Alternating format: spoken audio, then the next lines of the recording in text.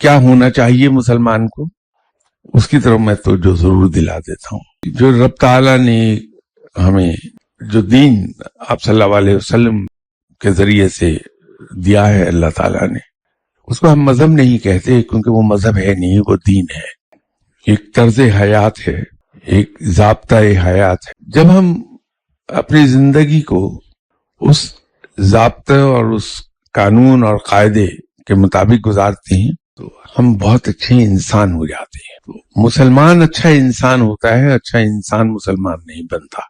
ہم آپ صلی اللہ علیہ وسلم کی حیات طیبہ ضرور پڑھتے بھی ہیں، بچپن سے پڑھتے چلے آتے ہیں، ماں باپ بھی اور ٹیچرز بھی ہمیں روشن پہلو، وہ ہمیں چیدہ پہلو دکھاتے رہتے ہیں، ہمیں ازبر ہے سب کو۔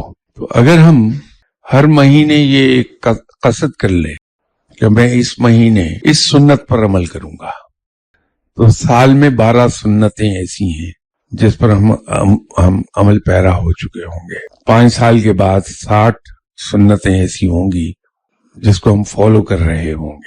آپ صلی اللہ علیہ وسلم کے فٹ پرنٹس تو ایسے ہیں کہ اگر ایک سنت پر بھی عمل کر لیا تو انسان بہت خوبصورت انسان بن جاتا ہے، کہ مجھے اب ہر مہینے اس ایک سنت پر عمل کرنا ہے۔